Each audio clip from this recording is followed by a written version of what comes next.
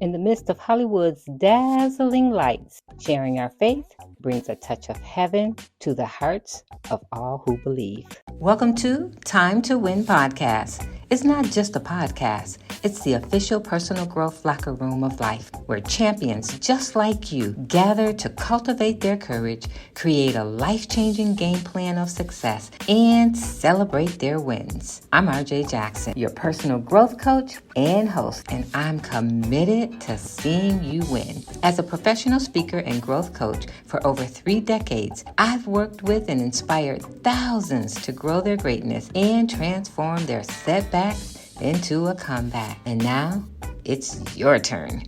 It's time to win. So if you're ready, grab something to take notes with. We're about to dive in. Let's go fight win.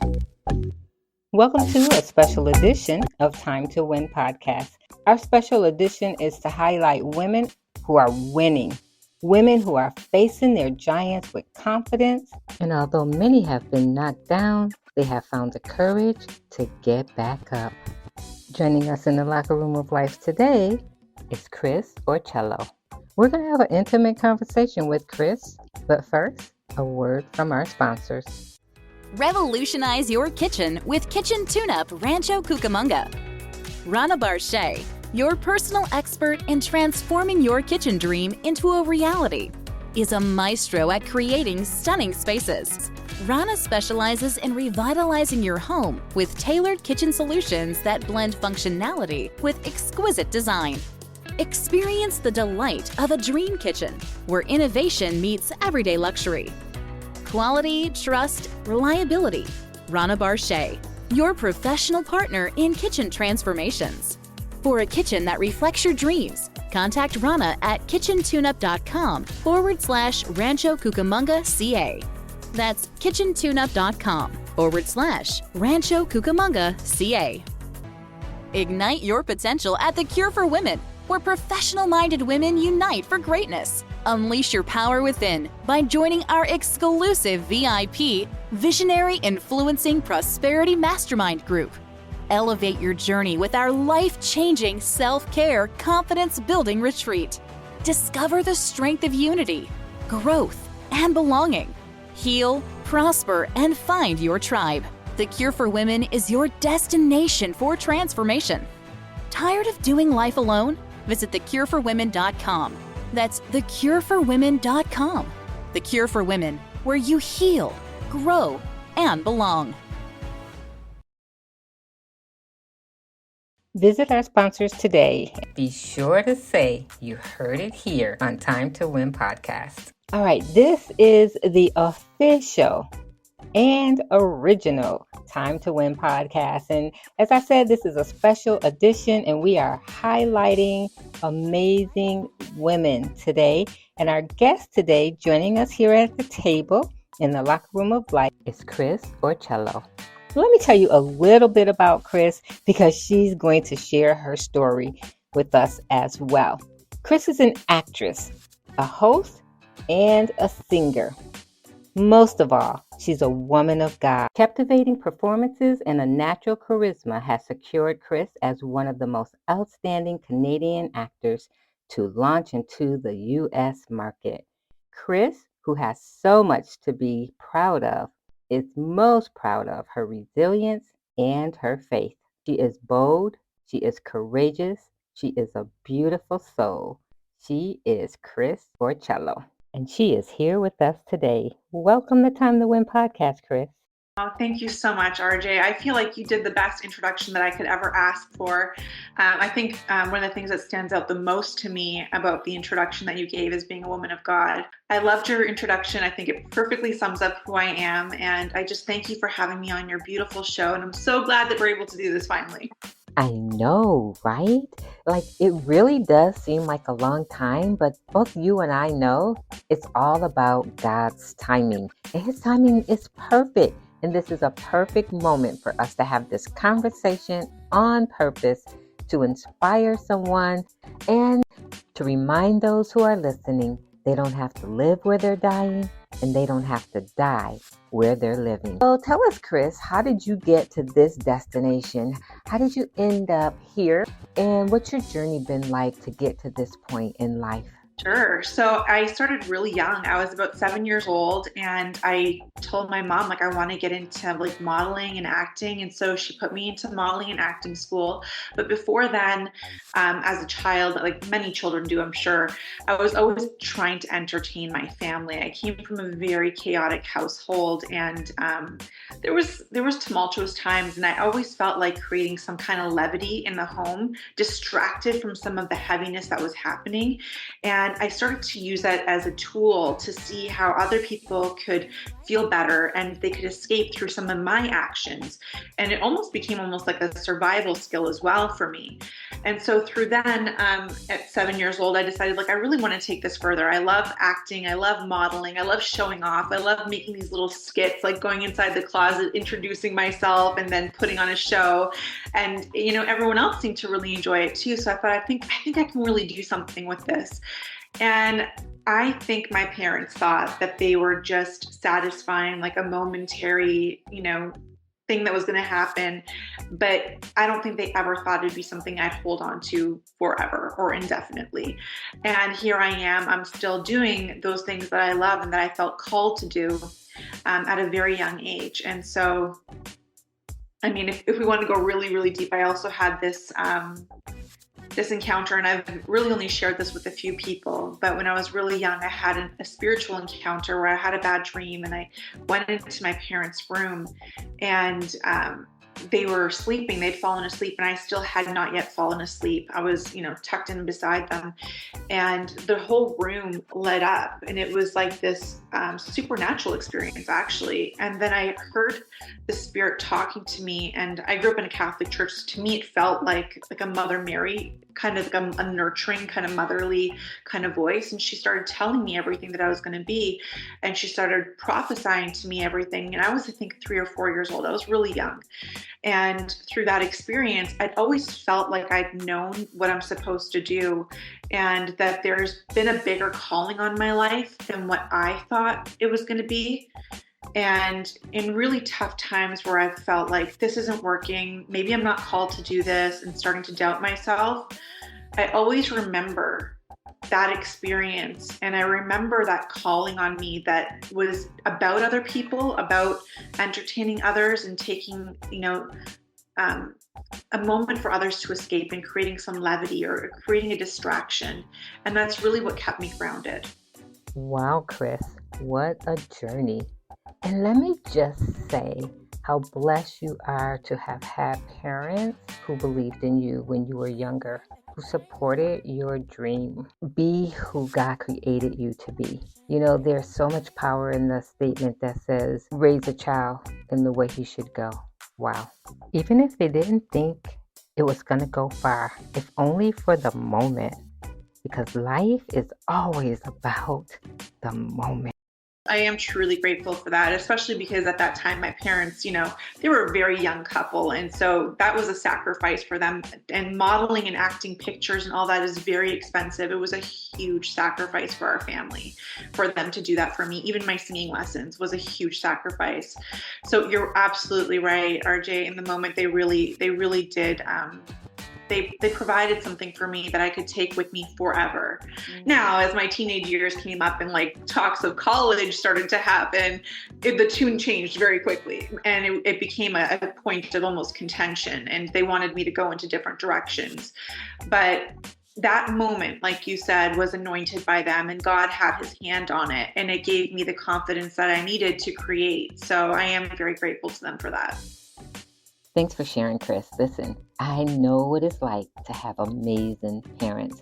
I always tell people I had the best parents in the world. I know you think you did, and you probably did, but I want you to know I had the best parents. So let's go back. I want to go back in your story, and I want to talk about that in the closet journey, because I really believe that people have gifts and talents that they hide in the closet.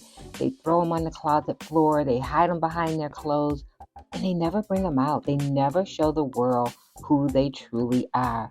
But you didn't do that. You went in the closet to prepare and you came out shining bright like a diamond. Let's talk about that. Well, it was at that time, because I was really young. I mean, we're talking about like 3 and 4 years old when I started these antics. It was much more of a literal thing than it was a theoretical thing, because I don't know if I really had all of that foresight at that age. So I would go into the closet, because the closet would create like a total disappearance of myself. There'd be no way for them to see me. So it was almost as if the curtain was coming up, you know, when somebody introduces you. So I would introduce myself as one character. And then I would go run into the closet to like make that character go away. And then I would come out as the performer of myself to present this new character. So that was like, I guess, a way of myself exchanging performance characters. But now that you say it that way, I do see how some people do go their whole lives, and I hear it all the time. When I tell people I'm an actor, the first thing that they say, almost 95% of everyone that I ever tell says, I wanted to be an actor, or I think about being an actor. Or when they see me doing things and achieving things, they're like, oh, I'm thinking about maybe I'll be an actor as well. Sometimes when you make something look like it's easy, people think, well, I'll just do that on the weekends. No, I'll make it happen. Not realizing it's like a lifetime of working, practicing, studying, and networking, and you know, putting yourself out there and being constantly rejected. Like, people don't see the rejection, and it's harsh. It is incredibly harsh. It's painful. You are so right, Kris. People don't see what other people go through to get to where they are today.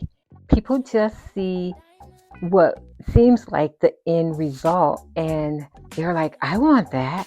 I want to do what she's doing. But what they don't realize is it's going to cost you something. It's going to cost something. And I encourage people, if it truly is on your heart, and let's say that dream was in the closet, and you're listening to this and you're thinking, oh, okay, it isn't that easy, and you know, she just squashed that idea. I encourage you to do it, but understand, like RJ said, like it comes with something. You're gonna have to sacrifice something, whether it's time with your family, whether it's money, or whether it's the idea that you have that it's easy, or that it might come to you very quickly. And all of those things could happen. It could come to you easily, and you know, it could come to you quickly. But statistically, most people have to work pretty hard at something, and they need to make connections. They need to network with the right people. They have to get an agent. They have to be in front of casting directors. And so all of those things take time, and it's a process. And in that process, you need to refine who you are and know what your values are, what you will and what you will not do. And if you'll do everything, are you okay with your family seeing everything? Like, there's so many things that go into a career in entertainment that I think can lead a person wayward. And having gone into it quite young, I've had to come up against a lot and really define who I am, what my values are, and put a stance against doing things that I feel are interfering with that. So, Kris, talk to me about what it's like to be in an industry where God isn't first and foremost, and being a believer may be a challenge. What's that like? Because I'm sure there's someone listening who is struggling too. Yeah, it's really hard, RJ. It's really, really hard. And I've had to turn down a lot of work, lead roles. I've had to turn down auditions that could lead to lead roles. I've had to just like sometimes not work for long periods of time because I've made decisions that have affected that. And casting directors will say, well, Kris, I know she won't do that, so I'm not going to even offer it to her. Something that I would probably do a great job in, or that my look would be very good to lend to. But because of my principles and because of my values, I've had to turn them down. But here's the thing is, in these testing seasons, when God is asking us to be obedient to him, he's not going to take something away from us without giving us something better. And we really have to rely on his timing, and I feel like, I've been in this since I was 7. This is an awfully long time to not, accelerate the way that I would have hoped to. I'm grateful for the big things that I've gotten. I'm grateful for the lead roles that I've gotten. But sometimes I'm like, I feel like I could have done more by now. And maybe we all feel that way about everything in our lives. But for myself in particular, about this one thing, I always felt like I've been a little bit further behind because I'm not doing those things, because I won't agree to those things. And when I have done things like that, especially when I, was not using discernment, and I was very young and my walk with Christ was not anywhere near where it was, I regret everything that was not in alignment with God's word for me. And it's something I have to look back on now, and I have to say, this is something that's out there about me, and it's in complete conflict with who I represent now. And these are decisions that we have to make, and when I was making those choices that were leaning more towards, the broad spectrum and pleasing everybody and doing things that were not in accordance with God's will or God's word, I was moving a lot faster. I was getting a lot more jobs, and it was happening at a rate that, seemed like I was going to move very, very fast to where I wanted to be. And that's also frightening, because that also comes with a huge compromise. It comes with a huge compromise because now you're in a situation where you're playing the game, and the stakes are very high, because now that you're part of that team, you have allegiance to that team, and they know that all the things that they've compromised you with throughout the years could be used against you. And when I started admitting my sin and admitting things that were things I was regretful of and repentful of, that's when I started loosening those chains that the enemy had on me for things that I did in a time of my life where I didn't have the strong relationship with the Lord. And I asked for forgiveness, and I just decided, you know what, I'm going to lay this all out for everyone to see. All of my shame, all of the things that I feel like I've done that were not in accordance with God's will. I don't know how else to say it. And let that be, and just move in a direction now where the Lord can lead me. And so it has been a slower process since then, but the good thing is that the things that I'm working on now are in alignment with the Lord's will. I'm not compromising my soul or my salvation. The Lord is with me. He is anointing everything that I do, and the things that I do get, I'm very proud of, and I can show them off, and I can feel great to celebrate them. And I feel good to share them with other people's families. And I know that I'm helping people truly and purely from a good place that I know is going to enhance their lives. It's not something I think about like a bad meal where you serve somebody a lot of junk food and you're like, oh, that's going to not sit well afterwards. Maybe it was fun in the beginning, but once they walk away with that, they're going to feel kind of cringy. Now what I put out, I know it's a beautifully prepared meal that is going to provide sustenance and nutrients for people, and that they can walk away with and remember those thoughts, and it uplift them and inspire them and make them think about things in a way that is more godly. Wow, Kris. Literally, you just gave me chills, because as I'm listening to you, I hear what you're saying, the undertone of what you're saying, which is you understand what it means to live life on purpose, and that you're not willing to sacrifice who you are, your character, your soul for a job. But you know you were called to do that job, but to do it with a purpose, and to be light in darkness, to be a touch of heaven in the midst of Hollywood and the environment. And even your name, Kris, you talked about feeding people's soul with good nutrition. And even your name, and correct me if I'm wrong, but even your name itself says garden of vegetables. And that's exactly what you just said. That's your desire. That's your purpose, to serve people love, perseverance, hope, so that they're not comparing themselves to other people's roles and responsibilities, but they're comparing themselves to being who God has called them to be. And what I hear you saying is that you are living life on purpose and you are in full alignment. And I don't think you gave up anything. I think you come up to your greatness. So am I like hearing things? Do you agree? I love that. And I think you wrapped it up. Yeah, definitely walking in my purpose. I definitely feel way more purpose driven. Like, I don't want to just be acting just to kind of fluff time off for people. I want to be acting so that people have good thoughts to think later on, and because it leaves impressions, and I want to leave proper impressions. And regarding my last name Orticello does mean little garden in Italian. So you're on the money about that. Absolutely. So Kris, I'm sure you have plenty of people who inspired you, but tell me about one person or two who really inspired you on your journey to become an actress, a singer, and a host. Well, I think this is like multiple fold. When I was not living a Christ-led life, it was Madonna. I wanted to emulate someone who had achieved that kind of fame and success. And like, she really just hit all the boxes in terms of like a well-produced artist.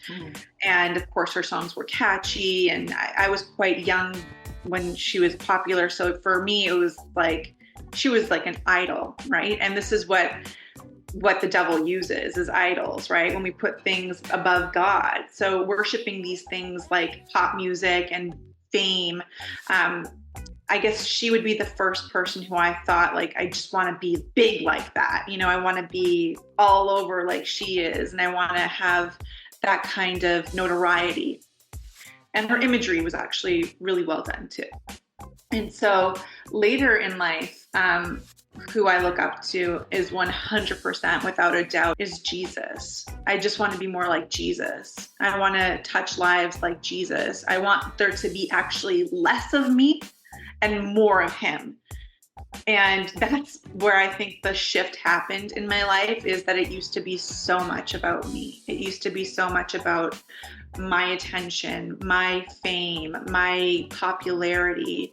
And now it's about, how do I get the word of the Lord out to more people so that they receive salvation, so that we can all be in heaven together and that no one's left behind.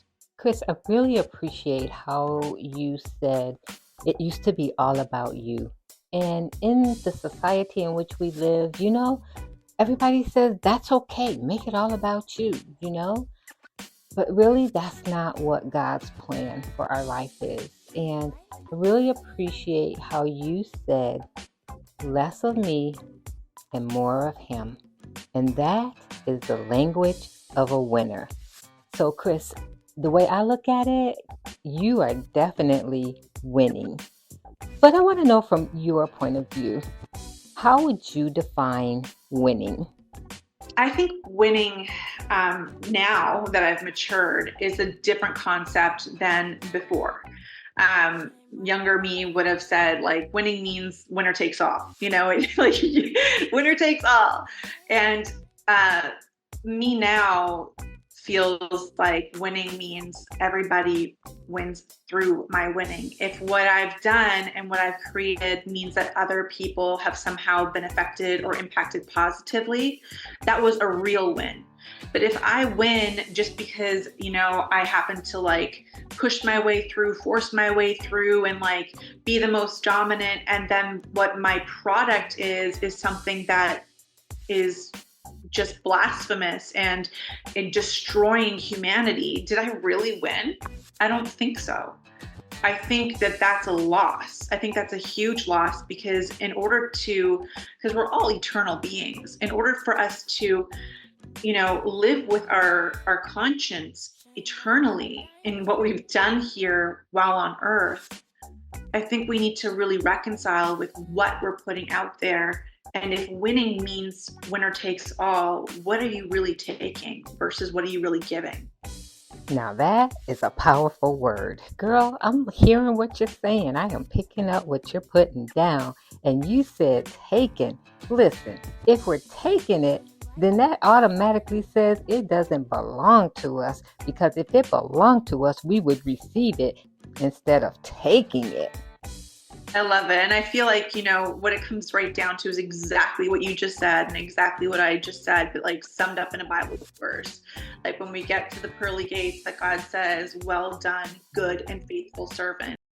I want him to know me because he sees himself in me. Yes. I was created in his image and I lived according to how he wanted me to. I definitely hear you, Kris. I hear you saying that winning for you is showing people Jesus, letting people see through you to see him. And for you, that's winning. Unfortunately, there are so many people who don't look at winning because they feel like they're failing. And they feel like they're always failing. Matter of fact, they feel like they're failing so much. They don't want people to see anybody through their life. They don't even want people to look at their life because they feel like a failure. So what would you say to the woman right now who's listening who feels like, I'm just a failure? Winning? What's that? Well, RJ, I've gone through my share of hard times and, I've certainly felt that way in my own life at times. And I can tell you what it stems from. It stems from comparison. When I felt like I'm not married yet, I don't have children yet, all of these things that I'm supposed to do by certain milestones, I'm further behind than what I would have liked to be in my acting career, because by now I thought I would have been an A-list actor, and I'm still, doing great jobs that are lead, but I'm not exactly at that place yet. And God has grace for every moment in our life. And there's a reason why we haven't gotten the things that we have wanted or what he's placed on our hearts. And when we look at what we don't have, we take away from what we do have. And the Lord is trying to tell us what you are is enough. And until you understand that's enough, I can't give you more because you won't appreciate it. Because you'll still think it's less than, because you're still comparing yourself to Stacy, to whoever else. You have to be able to say, God, I surrender this. I don't understand your timing, but I know that it's perfect. I don't understand your will, but I know that it's perfect. So to that woman who is feeling like she's not adding up, or like she's not enough, she's not meeting the expectations of others, what does God say about you? What does God expect from you? Get into the Word, find out what He wants from you, because when you obey and honor the Lord, He will make straight your paths. His plans for you are to prosper you, to give you a hope, and to give you a future. That's Jeremiah 29:11. The Lord wants to be in your story. He wants to write it for you. So I know that times can be painful. There's suffering, and people have different things that they're up against. Sometimes it's health, sometimes it's financial. But lean into the Word and lean into the Lord, and don't compare yourself to other people, because you really don't know what other people are hiding as well. You don't know what insecurities they have. They're looking at your life thinking they could be just like you, and you're thinking, well, how could that be? My life isn't that great. Trust me, there's someone out there looking at something that you have, wishing they had it too. That reminds me of the commercial. I want to be like Mike. Everybody wants to be like Mike. And Mike trying to figure out who he is. It is so true, Kris, what you said. We're so busy comparing and trying to be like everyone else, while everyone else is trying to be like us. And the key is just be who God created you to be, because he gave a promise, just like you shared the verse, Jeremiah 29:11. For I know, saith the Lord, the plans that I have for you, they are plans for a future and plans for a hope, plans to prosper you and not fail you. And if we go with God's plans, we cannot fail. It's impossible, because his plan is for a future and a hope, to prosper us and not fail us. And we gotta, like Kris said, stop the comparison game, because comparison is a thief. And the thief cometh to kill, steal, and destroy. Kill your joy, kill your peace, destroy your love and your relationships. Listen, stop comparing. You have everything you need to win because God put it inside of you. You know, Kris, as I was listening to you, I love how you said, hey, but I get it. You went back in your story and you said, yeah, there are times that I struggled with feeling like I should be further along. I should have way more than this. Why am I here when I really should be there? And then you realize, wait a minute, says who? What am I looking at? Oh, I'm looking at other people when I should be looking at the plans that God has for me. That was priceless. And that takes away from what God has given to me. God's given me lead roles. He's put me on television and he's connected me with like great red carpet experiences, paparazzi, all of these beautiful things that I've experienced as a human being that have been wonderful. And then if I start comparing myself to, let's say, someone like Nicole Kidman or, Jennifer Aniston, they're doing different things. They're allowing different things into their experience that would allow them to maybe move a little faster. And I think on my journey now that there's a very strong Christian community that's in entertainment and media and in film. And the Christian community is actually growing very, very large. I'm excited for that because I finally feel like there's a place for me. I get it too. I totally get the comparison game and how it will rob you of the journey that God has for you. Before my accident, I was traveling the world, I was speaking, I was coaching, I was loving what I was doing, and of course, doing what I love. And then the accident, which left me in a wheelchair, unable to walk, for a period of time, unable to talk. And when I was able to talk for a long period of time, I couldn't even make complete sentences. I struggled with comprehension, with language, and I found myself in the comparison trap. But here's the thing for me, Kris. I was comparing myself to my former self. Like what I used to do, what I used to have, how it used to be. I didn't need nobody else to play with me. I was playing the game all by myself and killing myself softly at the same time. Because that person who I was no longer that person.